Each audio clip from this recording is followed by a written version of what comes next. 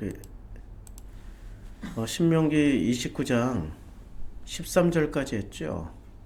여호와께서 내게 말씀하신 대로 또 내 조상 아브라함과 이삭과 야곱에게 맹세하신 대로 오늘 너를 세워 자기 백성을 삼으시고 그는 친히 내 하나님이 되시려 함이니라. 그러니까 오늘 너를 세워서 자기 백성으로 삼으신다라는 말씀. 이거 굉장히 중요한 말씀입니다. 민수기 들어서 말씀드렸죠. 광야에 나온 오합지졸들, 각종 부족들, 그나스족, 그니스족, 겐족속, 히위족속, 여부스족속, 심지어는 구스 여인까지도 다 누구로 삼아요? 자기 백성을 삼으시는 거예요. 자기 백성을 삼으시되 어떻게 세워요? 오늘 너를 세워서 맹세하신 대로. 너가 누구예요 여기서? 모세를 세워서. 그러니까 아브라함과 이삭과 야곱에게 맹세하신 대로 맹세하신 것을 언약을 반드시 지키신다는 거죠. 누군가를 세워서 자기 백성을 삼으시는 거예요. 모세 때는 모세를 세워서 자기 백성을 삼으시고요. 그다음에 예수 때는 예수를 세워서 자기 백성을 삼으시는 거예요. 그때마다 이런 모세나 예수나 선지자들 같은 이런 사람들을 세워서 자기 백성을 삼으세요. 내가 이 언약과 맹세를 너희에게만 세우는 것이 아니라, 그러니까 너희에게만, 이 광야 백성들에게만 세우는 것이 아니라, 14절 오늘부터 14절 오늘 우리 하나님 여호와 앞에서 우리와 함께 여기 서 있는 자와 오늘 우리와 함께 여기 있지 아니한 자에게까지 다 세우는 거예요. 자, 이거 공부했네. 많이 했네. 그래서 이 가로 안에와 가로 밖에 것까지 했잖아요. 20절까지 했네. 자, 그래서 21절 여호와께서 곧 이스라엘, 이제 여기 공부했으니까 건너뛰어요. 여호와께서 곧 이스라엘 모든 지파 중에서 그를 구별하시고 이 율법책에 기록된 모든 언약의 저주대로 그에게 화를 더하시리라. 그러니까 뭐를 하면은 안 지키면 독초와 쑥의 뿌리가 가시와 엉겅퀴가 우리 가운데 생기는 거죠. 가시와 엉겅퀴가 언제 생겨요? 창세기 3장에 생기는 거죠. 왜요? 자기네들 스스로 만들어 입은 옷을 가지고 창세기 2장에 아담의 흉내를 냈던 거지. 창세기 2장에 아담과 하와의 흉내를 냈던 거지. 아담의 흉내를 실컷 내고 있었는데 마치 자기네들이 복음인 것처럼 흉내 내고 있었지. 근데 하나님이 아담아 내가 어디 있느냐라고 부르시면서 나타나셔서 부르니까 어떻게 돼요? 하나님을 대면하지 못하는 거죠. 두려워서 숨었나이다. 누가 너희 벗었음을 알려주었더냐? 라고 얘기할 때 뱀입니다 해야 되는데 저 여자입니다. 근데 저 여자는 누구예요?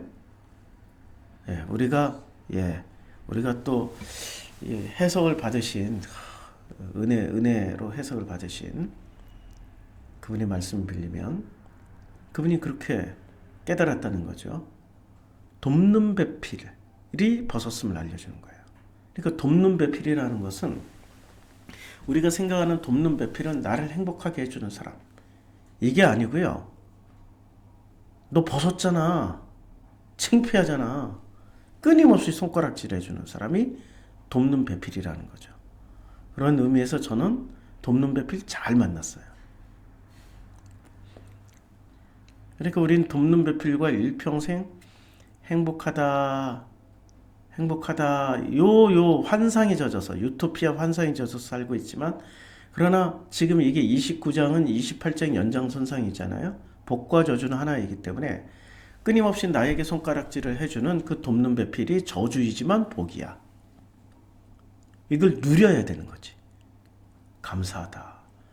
야, 내가 이렇게까지 뿌리 깊게 하나님의 낯을 피하면서 살만한 모든 장치를 다 가지고 있구나 라고 깨달아가는 거죠. 누구를 통해서요? 돕는 배필. 손가락질 당할 때마다, 그 말을 들을 때마다 결코 편안함이 없다. 결코 편안함이 없다. 근데 어느 순간 그것이 누려지게 되는 거예요. 친구처럼 그냥 그건 뭐라 그러지? 친구처럼 이렇게 토닥토닥, 아웅다웅, 티격태격 이러면서 살게 되는 거죠.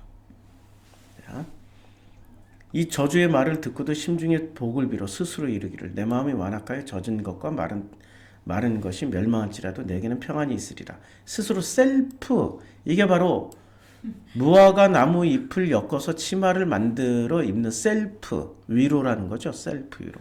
하나님이 앞에 서면은 바로 하나님 대면하는 순간 이거 다 아무것도 아닌 것이 돼요. 무용지물이 됩니다. 이런 사람들은 여호와께서 사하실지 않으실 뿐만 아니라 그 위에 여호와의 분노와 질투의 불을 부으시며 또 이 책에 기록된 모든 저주를 그에게 더하실 것이라. 여호와께서 그의 이름을 천하에서 지워버리시되 여호와께서 곧 이스라엘 모든 지판 중에서 그를 구별하시고 이 율법책에 기록된 모든 언약의 저주대로 그에게 화를 더하시리라 라고 지금 말씀하고 계신 거죠. 자,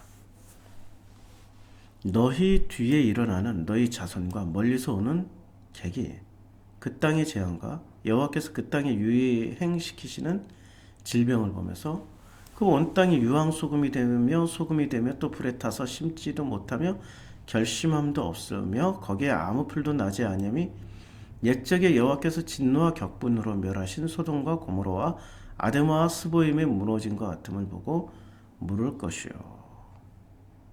그러니까 이게 무슨 말입니까? 끝까지 이런 자들은 묻는다는 거예요. 묻는다는 거예요. 여러 나라 사람들도 묻기를 여호와께서 어찌하여 이 땅에 이같이 행하셨느냐? 이같이 크고 맹렬하게 노하시면 무슨 뜻이냐? 왜 노하셨을까요? 하나님이 이렇게 노하시는 데는 창세기 2장까지는 노하신 장면이 없잖아요. 근데 창세기 3장에서는 하나님이 아주 많이 노하세요. 창세기 3장에서 이제 그래서 저주를 내리잖아. 너무 완전히 노하셔가지고 자 모든 짐승보다 더욱 저주를 받아. 창세기 3장에서는 저주를 내리는 하나님. 창세기 1장과 2장에서는 저주라는 말 자체가 안 나왔어요. 근데 창세기 3장에서 저주를 내리시는 하나님으로 등장을 하세요. 그러니까 왜 이렇게 하나님이 저주를 내리실까요? 이거예요. 가장 큰 거는 그들이 눈이 밝아졌어요. 그래서 자기들이 벗은 줄을 알고 무화과 잎을 엿벗고 치마로 삼은 거예요. 눈이 밝아졌으면 어떻게 해야 돼요? 그리고 자기들이 벗은 줄을 알게 됐으면 어떻게 해야 됩니까? 바로 하나님 앞에 나가서 이게 뭡니까? 라고 물어봐야죠. 창세기 2장에서는 그런 일이 없었잖아요. 두 사람이 벌거벗었으나 부끄러워하지 아니하니라. 벌거벗었으나 부끄럽지 아니했는데 창세기 5장에서는 먹는 날은 눈이 밝아졌어요. 누구처럼 돼요? 하나님같이 되어서. 그러니까 벗은 줄을 알게 되고 눈이 밝아졌어요. 그럼 벗은 줄을 알게 됐단 말이에요. 이때부터 하나님처럼 되질 말아야 되는 거죠. 근데 하나님처럼 되기 위해서 뭐를 했어요? 무화과 나무 잎을 엮어 치마로 삼은 거예요. 복음도 아닌데 마치 복음인 것처럼 가르치고 있단 말이에요. 그러니까 예수가 뭐라고 말씀하세요? 선생된 자들이 화 있을진저 너희가 연제맷돌을 달고 바다에 던져짐이 있겠다 말씀하시잖아요. 무슨 말이에요? 무화과 나무 잎을 엮어서 계속 치마를 만들어 입히는 사람들이 누구냐고요? 선생들이요, 종교 지도자들이요, 그때 당시 바리새인들이었다고요. 그럼 지금은 그런 분들이 회장님들이라고, 교주님, 회장님, 이런 분들이 끊임없이 무화과 잎을 엮어서 치마라는 게 치마 아니에요. 무슨 자꾸 번역을 치마라고 해놔가지고 옷이야 옷. 한번 보자. 자꾸 치마로 번역해 놓으니까 우리는 뇌 구조가 그냥 치마로 딱 굳었어. 치마가 아니고 옷이에요 그냥. 7절인가요? 예, 무화과 잎을 엮어서 치마라고 했는데, 자, 이 치마란 단어가 하고로예요. 하고로가 자 보통 띠는 띠, 뭐 앞치마, 갑옷이라는 번역도 있단 말이에요. 자, 하고로를 다른 용법을 찾아보자고. 사무엘상 18장 4절 띠로 번역을 했고요. 그 다음에 띠로 번역을 했고 열왕기 상에서는 뭐라고 번역을 해놨을까요? 자, 띠로 번역을 했고 치마라고 번역을 해놨죠. 그 다음에 열왕기하 3장 21절에서는 갑옷이라고 번역했죠. 모압 모든 사람이 왕들이 올라와서 자기를 치려한다 함을 듣고 갑옷을 입을 만한 자로부터 그 이상 다 모여 그 경계에 섰더라. 갑옷이라고 번역도 했죠. 치마 아니라니까요.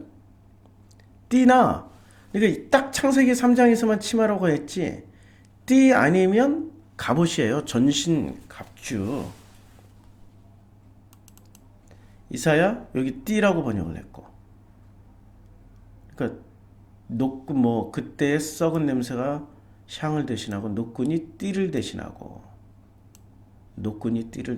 옷이라고 갑옷이라고 번역해도 오히려 더 의미가 잘 통할 텐데 썩어 문드러지는 어떤 그 이스라엘을 말씀하실 때 그래서 이 하고르란 단어는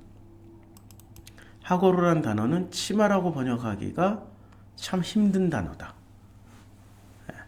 그러니까 띠라고 번역하면 하체가 다 드러나니까 벌고 이게 앞뒤가 안 맞는 거야. 띠라고 번역하면 하체가 다 드러나잖아. 입고 있으나 벗고 있는 것처럼 보이잖아요. 그러니까 뭔가는 만들어 입히긴 해야 되는데 살짝 좀 부끄럽게. 그래서 이 신학자들의 상상력이 치마라고 나온 거고 사실은 전신 갑주예요. 그냥 전신 갑주라고 하면은 훨씬 더 해석하기가 쉽죠.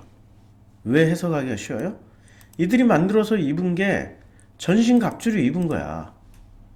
무화과 나무 잎을 엮어서 전신 갑주로 입었더라 라고 하면은 자기들만의 논리로 덕지 전신 갑주라는 게 가죽을 막 계속 덧댄 거 아니에요. 가죽을 우리 동양의 장군들 페르시아의 장군들을 보면은 그리고 서양의 갑주도 갑옷이란 말이에요. 쇠를 막 덧대고 뭐 여러 가지 덧댄 거란 말이에요. 자기들만의 논리로 무장한 이론이라고 이게. 자기 전신을 보호해 줄 만한. 그래서 하나님이 여기에 맞서서 마지막에는 뭐를 내줘요?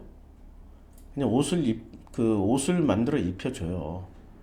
자, 어디서 가죽옷을 지어 입히느니라. 이때 가죽옷을 21절 볼까요? 비교해서 21절에 가죽옷을 지어 입히시느니라 이렇게 가죽옷이라고 그랬죠.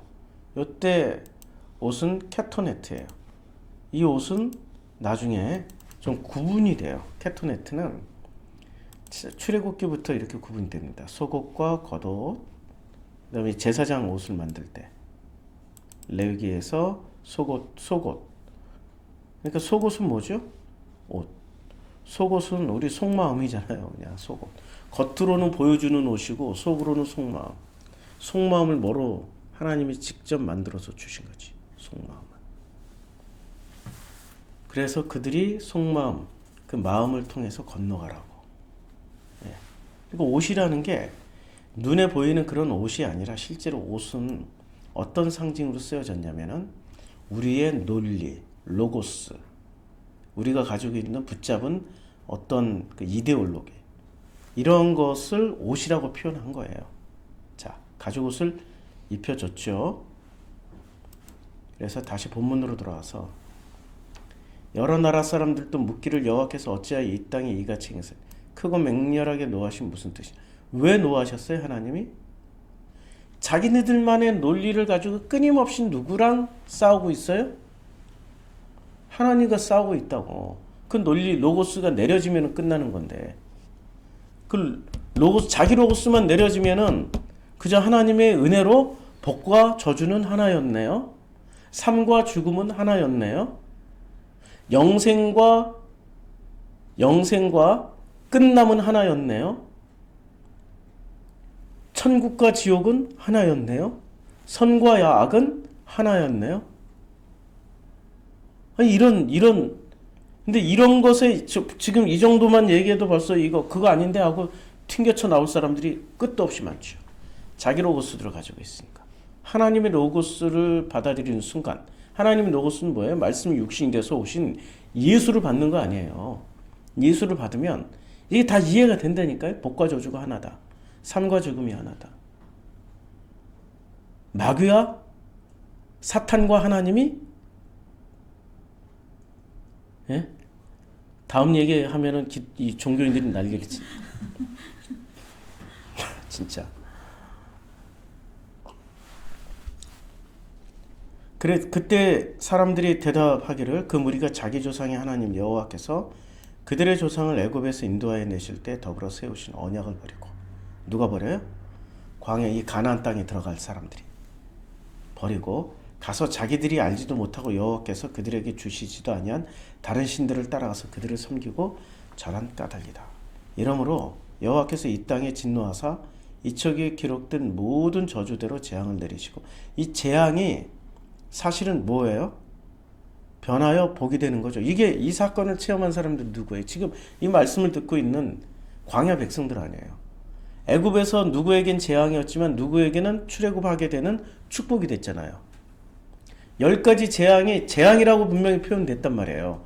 재앙이지만 누구에게는 그 재앙 때문에 애굽이란 땅을 버리고 광야라는 험지로 나오게 된 복이 됐다고요. 이해가 되죠? 그러니까 이 땅에 진노하사 이 책에 기록된 모든 저주대로 재앙을 내리신다라는 게 다시 출애굽시킨다라는 말씀이야. 아멘 하고 받아들이면 복이 되고, 재앙인가 보다, 아유 하나님 없나 보다, 다른 신으로 또 옮겨 타야 되겠네, 이런 사람들은 끝까지 재앙이 되는 거죠. 여호와께서 또 진노와 격분과 크게 통한하심으로 그들을 이 땅에서 뽑아내서 다른 나라에 내던지심이 오늘과 같다 하리라. 감추어진 일은 우리 하나님 여호와께 속하였나니 나타난 일은 영원히 우리와 우리 자손에게 속하였나니 이는 우리에게 이 율법의 모든 말씀을 행하게 하십니다. 우리에게 이 율법이 뭐예요? 이게 토라라고요. 신명기 지금 이 29장 29절의 말씀이 이 율법이라는 게, 우리는 율법 하면은 그냥 율법, 우리가 지켜야 되는 어떤 계명 정도로만 생각하고 있는데, 사실은 계명이라기보다는 자, 그들의 오늘날과 같다 하리라. 그리고 율법, 이 율법이 토라잖아요 지금. 자, 한국어 발음이 토라 맞죠? 예. 토라를 율법이라고 번역을 한 거예요. 그냥 토라라고 그냥 번역하지. 그러니까 신학자들이 참 번역을 정말 알아듣기 힘들게 번역을 해놔버렸어요. 토라 하면 모세 오경인데 율법하고 다른 개념이지. 그러니까 우리에게 이 토라, 창출 내민신의 모든 말씀을 행하게 하십니다. 확실히 의미가 달라지는 거죠. 율법이라면 그저 정죄, 심판, 이렇게 선악 개념으로 우리는 복음을 배울 수밖에 없다고요. 선악 개념이 아니고 창세기의 풍부한 그 내용, 출애굽기의 풍부한 내용, 민수기, 신명기, 레위기의 그 풍부한 내용을 우리들에게 행하심이라고 말씀하신 거지, 무슨 율법 몇 가지, 율법 하면 십계명만 생각하잖아. 오해를 한다고. 자, 그래서 여호와께서 이 땅에 진노하사, 이 마음에 진노하사 이 책에 기록된 모든 저주대로 재앙을 내리시는 거예요. 재앙을 내리시는 목적이 뭐예요? 땅이여 변해라. 땅이여 변해라. 그래서 이 땅을 들어 어디다, 이 산을 들어 바다에다 던진다. 우리의 마음이 어디에 들어가야 돼요? 은혜의 바닷속에 들어가면 끝장난다. 그때 다 바뀐다. 근데 안 바뀌면, 끊임없이 우리 마음이 바뀌지 않으면 진노와 격분과 크게 통한하심이, 우리는 이걸 끝까지 진노와 격분과 크게 통한하심으로만 알아듣는 거지. 그런데 우리가 마음이 바뀌면 이게 사랑이라는 거 알게 되는 거죠. 그래서 이 재앙을 받게 된 애굽 백성들은 여호와를 진노와 격분과 크게 통한하시는 진짜 못된 신으로 생각하겠죠, 애굽 사람들은. 애굽 사람들은 여호와를 못된 신으로 생각하는 거죠. 마귀찜으로. 근데 출애굽한 백성들은 여호와를 어떻게 생각해? 구세주라고 생각하는 거죠. 똑같은 신인데도 사람 마음에 따라서 이렇게 달라지는 거예요. 누구는 마귀로 생각하고 누구는 여호와 하나님으로 생각하는 거예요. 무엇에 따라서? 내 마음에 따라서. 내 마음의 기준은. 근데 내 마음의 기준을 가지고 있는 걸 주님은 그것을 없애기 위해서 끊임없이 재앙을 주시죠. 복과 저주는 하나니까. 자, 신명기 29장까지 했습니다. 내일은 이제 신명기 30장. 복과 저주를 계속 말씀하시네요. 내일은 신명기 30장 하겠습니다. 기도하고 마치겠습니다.